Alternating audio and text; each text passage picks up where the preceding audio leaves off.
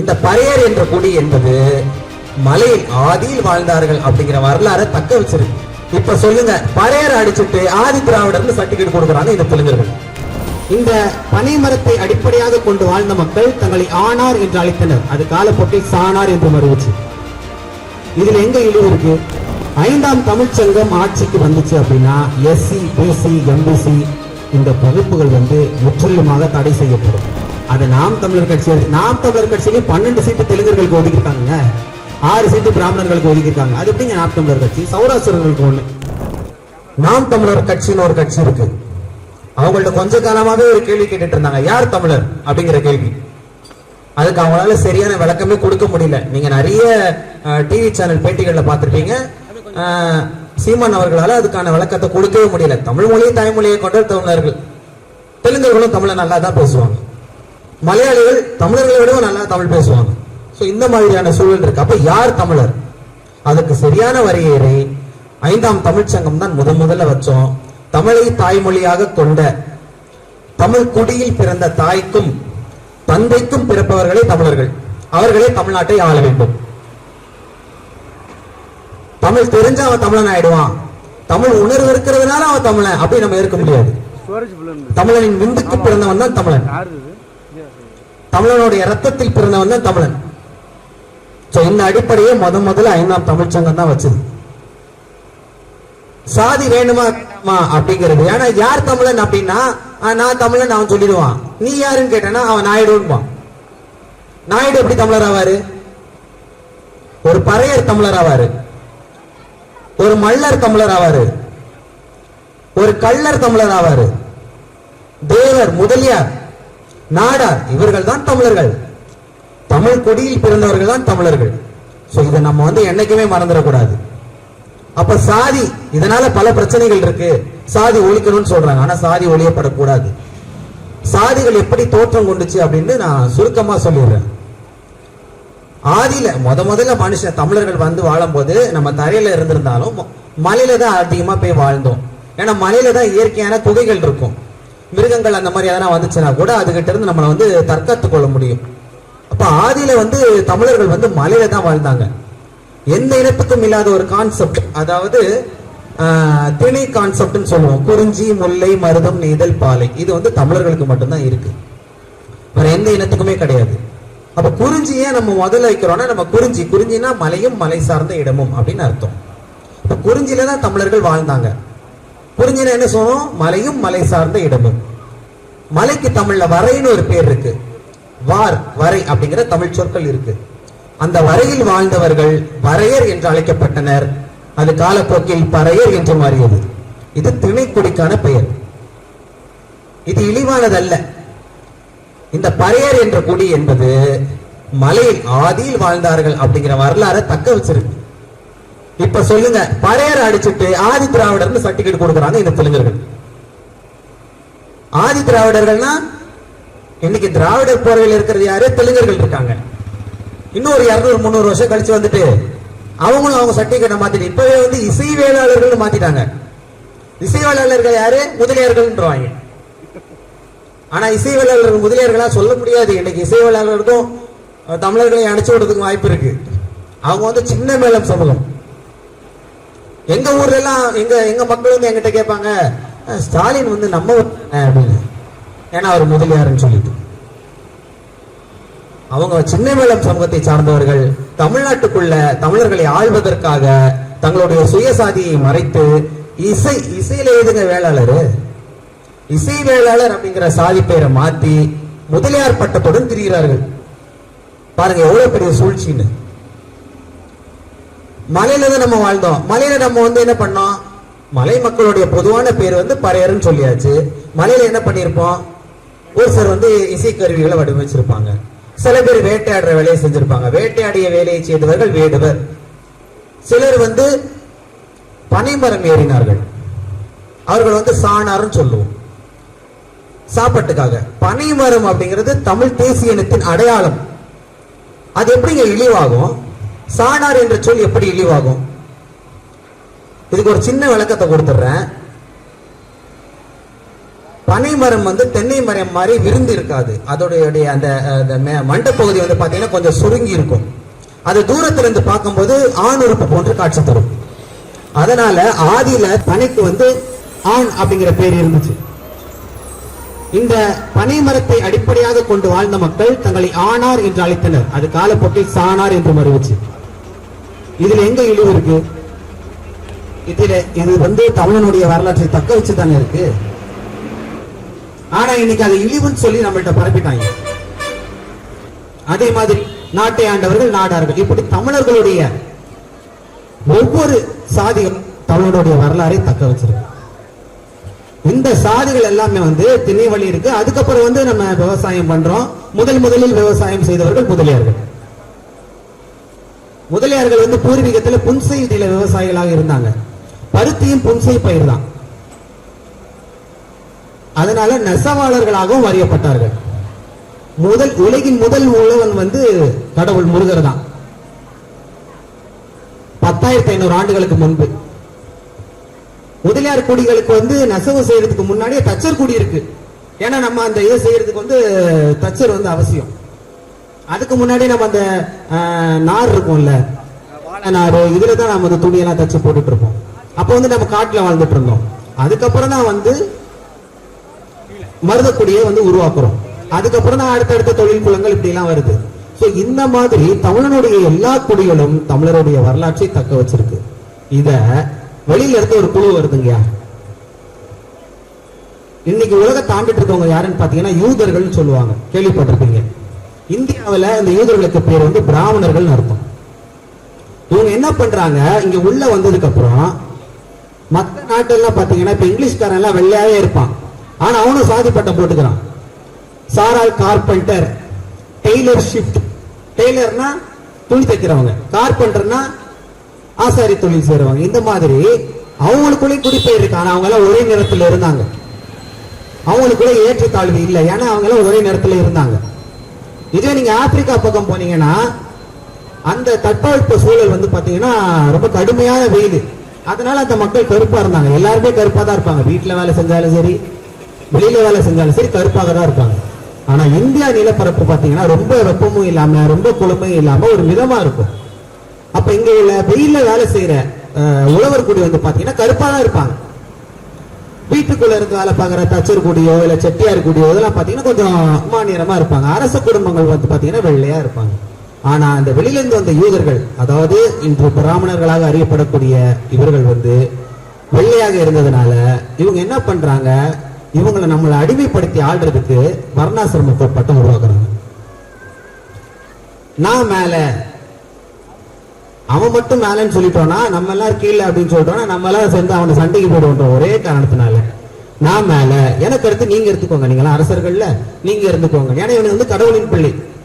கிறிஸ்டியானிட்டிலையும் யூதர்கள் வந்து தங்களை கடவுளின் பிள்ளைகள் என்று சொல்வார்கள். இந்தியால இவங்க வந்து கடவுளுக்கு அடுத்து நாங்க தான் பாங்க. அப்ப நாமெல்லாம்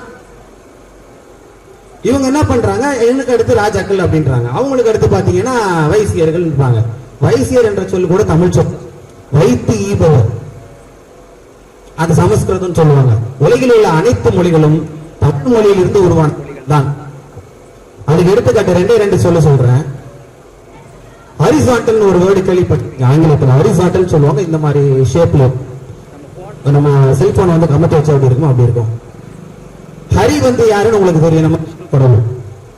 அவர் வந்து 5 தலை நாகத்தின் மீது சாஞ்சிருப்பாரு. ஹரி சாய்ந்தல் தான் ஹரிசாண்டல் அப்படிங்கிற ஆங்கில சொல் உருவாகுது. அதுக்கு நேர் எதிர் பாத்தீங்கன்னா செங்குத்தா இருக்கிறது. வெற்றி வேல் தான் வெற்றிக்கல். பாருங்க, எல்லா தமிழ் சொற்களும் வரலாறு ஆங்கில மொழியும் தமிழ்ல இருந்து உருவானது. இதன் அடிப்படையிலே நம்ம வந்து 5ஆம் தமிழ் சங்கம் பல வரலாறு கண்டுபிடிச்சிருக்கு, மீட்டு எடுத்திருக்காங்க. இவங்க என்ன பண்றாங்க, சாதிய ரீதியா நம்மளை பகுத்து இவங்க மேல உட்காந்துட்டு நம்மளை வந்து சூத்திரர்கள், இழிவானவர்கள் அப்படின்ற நம்ம சொல்லிக்கிறோம். 5ஆம் தமிழ்ச்சங்கம் ஆட்சிக்கு வந்துச்சு அப்படின்னா எஸ்சி, பிசி, எம்பிசி இந்த பகுப்புகள் வந்து முற்றிலுமாக தடை செய்யப்படும். தமிழ் குடிகள் அனைவரும் சமம் என்ற புரிதலை வந்து மக்கள் மனதில் ஏற்படுத்தும். தமிழ் குடிகள் எல்லாருமே சமம் சொல்லி விகிதாச்சார அடிப்படையில கல்வியும் சரி மருத்துவமும் சரி, முக்கியமா கல்வியும் மருத்துவமும் அரசாங்கம் மட்டும்தான் செய்ய முடியும், தனியார் செய்ய முடியாது. அந்த சூழலை நாங்க உருவாக்குவோம். நாங்க மிகப்பெரிய கனவோட இருக்கிறோம். இந்த வர்ணாசிரம கோட்பாட்டை இவங்க உருவாக்குறாங்க. அதை இந்தியாவில், அதாவது தமிழ்நாட்டில் நடைமுறைப்படுத்தினது யார் அப்படின்னு பாத்தீங்கன்னா 1336 உடுப்பி பிராமணரால் அனுப்பப்பட்ட ஹரிஹர புக்கர் என்ற 2 தெலுங்கர்களால் தமிழ்நாட்டில் தீவிரமா நடைமுறைப்படுத்துறாங்க. சொந்த நிலத்தில் இருந்த தமிழர்கள் எல்லாம் அந்த தெலுங்கர்களுக்கு கீழே ஜமீன்தார்களாக இருந்துகிட்டு நம்ம நிலத்தெல்லாம் பிடிக்கிட்டு நம்ம நிலத்திலேயே நம்மளை இனப்பொருள்கள்லாம் மாத்திட்டாங்க.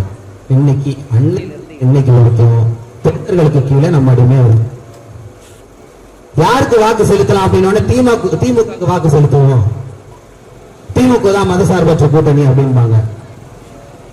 திமுக முழுக்க முழுக்க தெலுங்கர்களின் கூடாரம். எங்க 10 மினிஸ்டர் வந்து தெலுங்கர்களுங்க. வேற ஏதாவது ஸ்டேட்ல இந்த மாதிரி இருக்குமா? ஒரு எம்எல்ஏ கூட இருக்க மாட்டாங்க தமிழன். இங்க 10 மினிஸ்டர் இருக்காங்க. எப்படிங்க இருக்க முடியும்? இந்த வருஷம் பாத்துக்கிட்டீங்க அப்படின்னா பிரேமலதா நாயுடு, விஜயகாந்த் வந்து கவுண்டர்னு படத்துல சொல்லி நமக்கு காட்டிட்டாங்க. அவர் கவுண்டர் கிடையாது, நாயுடு. 8 சீட்டு வாங்கியிருக்காங்க, 5 சீட்டு நாயுடு மக்களுக்கு கொடுத்திருக்காங்க. சாதி ஒழிப்பு ஏன் பேசுறாங்க உங்களுக்கு புரியும் நினைக்கிறேன். சாதி ஒழிப்பு ஏன் பேசுறாங்க அப்படின்னா தமிழ் சாதிகளுக்குள்ள சண்டையை மூட்டி விடுவாங்க. சண்டை மூட்டி விட்டாதானே நம்ம வந்து இங்க சண்டை போட்டு இருப்போம், மாற்றா வந்து நம்மளை ஆண்டுட்டு இருப்பான். இப்ப தெரியுதுங்களா, சாதிய பாகுபாட பிராமணன் உருவாக்குவான். அதை தீவிரமா தமிழ்நாட்டில் நடைமுறைப்படுத்தினது தெலுங்கர்கள். தமிழர்கள் ஒன்று சேர்ந்து விடக்கூடாது என்பதற்காக அடிக்கடி தெற்குல தேவருக்கும் தேவேந்திரருக்கும், வடக்குல வன்னியருக்கும் பயிருக்கும் சண்டை போட்டு விட்டுட்டு இருப்பாங்க. ரீசெண்டா கூட பனை மரத்துல ஏறினதுக்கு சுட்டுட்டாங்க, போலீஸ்காரர் சுட்டுட்டாங்க அப்படின்னு. அது கண்டிப்பா வேற்று ஒரு சமூகத்தை வச்சு ஒரு ஆளை வச்சுதான் சுட்டுருப்பாங்க. அது எப்படிங்க வந்து எலெக்ஷனுக்கு முன்னாடி சொல்ல முடியும்? அவருக்கு அவ்வளவு தைரியம் இருக்குன்னு நினைக்கிறீங்களா? இது எல்லாமே திட்டமிட்டதுங்க. மாற்றா நம்மளை ஆள்வதற்காக தமிழ் குடிகளுக்குள்ள வந்து சண்டையை மூட்டி விடுற வேலை தான் இது. இதுவே நம்ம ஆண்டிருந்தோம்னா இந்த மாதிரி நடக்குமா? 5ஆம் தமிழ் சங்கம் என்ன பண்ணுச்சு தெரியுங்களா? தமிழ் குடிகளுக்குள்ள ஒற்றுமை ஏற்படுத்த வடக்குல பாத்தீங்கன்னா வன்னியர் பறைகளுக்கான குடி ஒற்றுமைக்கான கபடி போட்டிகள் நாங்க நடத்திருக்கோம். இந்த மாதிரி பல விஷயங்களை நம்ம வந்து செஞ்சிட்டு இருக்கோம்.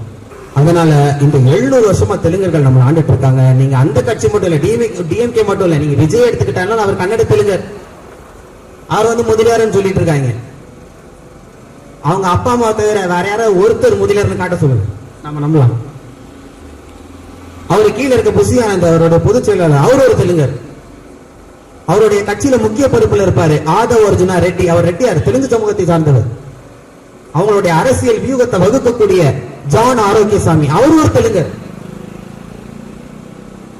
சரி, இதுதான் பேருக்கு. நீங்க பிஜேபி எடுத்து போனீங்கனால எல்முருகனில் தொடங்கி ஸ்ரீனிவாசன் அவர்கள் வரைக்கும் எல்லாருமே தெலுங்கர்கள் தாங்க. இதை நாங்க 5ஆம் தமிழ் சங்கம் உடைச்சு பேச ஆரம்பிச்சதும் இன்னைக்கு பல தெலுங்கர்கள் வெளியில வந்து நாங்க வந்து உங்களை உடைச்சிருவோம், தமிழ்நாட்டை வந்து திருப்பி ஈழமா மாத்திடுவீங்களா, அந்த மாதிரியான உருவாக்கம் சொல்லிட்டு நம்மளை மிரட்டுறானுங்க. இது எந்த மாநிலத்திலேயாவது நடக்குமா தமிழர்களே? நீங்களே சிந்திச்சு பாருங்க. இது எந்த மாநிலத்திலேயாவது நடக்குமா? நம்ம போயிட்டு கர்நாடகால லைட்டா வாய வசத்துனா கூட அடிச்சு துரத்துறானா இல்லையா? காவிரி இஷ்யூ பத்தி உங்களுக்கு தெரியும். அப்ப பாருங்க எந்த அளவுக்கு நம்மளை வந்து முட்டாளாக்கி நம்ம தலையில ஏறி உட்காந்துருக்கானு பாருங்க. இது தமிழர்கள் மீண்டெழும் காலம், இது சத்திய யோகம். உண்மையிலேயே தமிழ்நாடு தமிழர்கள் கைக்கு வரப்போகுது. அதனால தைரியமா இந்த ராசிபுரம் தொகுதியிலையும் நீங்க பாத்துக்கிட்டீங்க அப்படின்னா அனைத்து கட்சிகளையும் வேட்பாளரை நிறுத்திருக்காங்க. அது நாம் தமிழர் கட்சி, நாம் தமிழர் கட்சியிலையும் 12 சீட்டு தெலுங்கர்களுக்கு ஒதுக்கிருக்காங்க, 6 சீட்டு பிராமணர்களுக்கு ஒதுக்கிருக்காங்க. அது எப்படிங்க நாம் தமிழர் கட்சி? சௌராஷ்டிரர்களுக்கு 1. இது நமக்கு தெரியாம எவ்வளவு சரியில்லை. இதனாலதாங்க சாதி ஒழிப்பு நீங்க எல்லாருமே பேசுறாங்க. சாதிகள் வந்து தமிழனுடைய வரலாறை தக்க வைத்திருக்கிறது. சாதி ஒழிப்பு பேசுவன் தமிழ் இனத்தை அளிக்கக்கூடிய சதி வேலைகளை செய்கிறான் என்பதை அனைத்து தமிழர்களும் உணர வேண்டும். நாம இனிமேல் நம்மளுடைய சாதி பட்டத்தை நமது பேருக்கு பின் போட வேண்டும். நான் முதலியார் குடியை சார்ந்தவன். இந்த ராசிபுரம் தொகுதியில் நிற்கக்கூடிய எனது நண்பர், எங்கள் சங்கத்தை சார்ந்தவர் நெப்போலியன் ஐயா அவர்கள் கப்பல் சின்னத்தில் போட்டியிடுகிறார். இவர் வந்து பறையர்குடியை சார்ந்தவர்.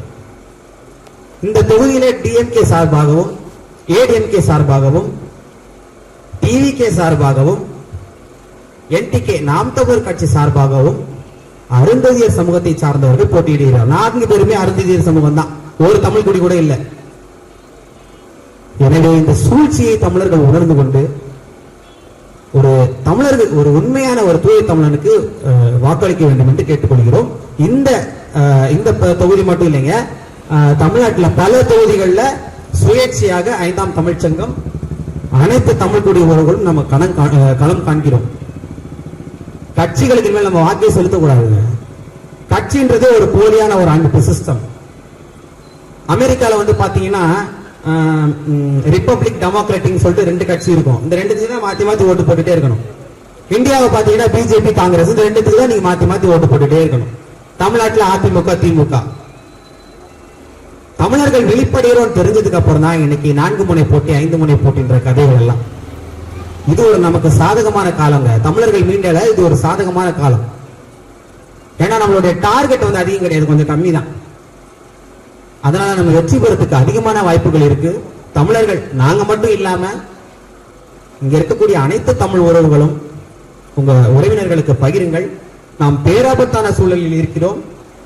இலங்கை போன்ற சம்பவங்கள் தமிழ்நாட்டில் நடப்பதற்கு முன்பே தமிழ்நாட்டை தமிழர் கைக்கு நாம் கொண்டு வர வேண்டும். அது ஒரு தூய தமிழர்களால் மட்டுமே நிறைவேற்ற முடியும். எங்க சங்கத்தில் இருக்கிறவங்க எல்லாருமே வந்து எந்த கெட்ட பழக்கம் இருக்காதுங்க எங்களுக்கு. நான் ஒரு சமூகத்துக்கு உழைக்கணும்னா அதுக்கு நான் ஒரு தகுதியான நபரா இருக்கணும். சில பேர் சொல்லுவாங்க பர்சனல் விஷயம் வேற, அரசியல் வேற. நாங்க அரசியல் ரீதியா கோட்பாட்டா தான் நான் அவங்களை எதிர்க்கிறோம். ஆனா கீழே போயிட்டு கை குளிப்பா அவரை தனிப்பட்ட முறையில வரணும். அது எப்படிங்க நண்பர்? எதிரி எப்படிங்க நண்பனாமா? கோட்பாட்டை உருவாக்குறது அந்த எதிரி தானே. அவன் எப்படி அங்க கோட்பாட்டு அளவுல எதிரி, கீழே வந்து நண்பன். எதிரி தாங்க.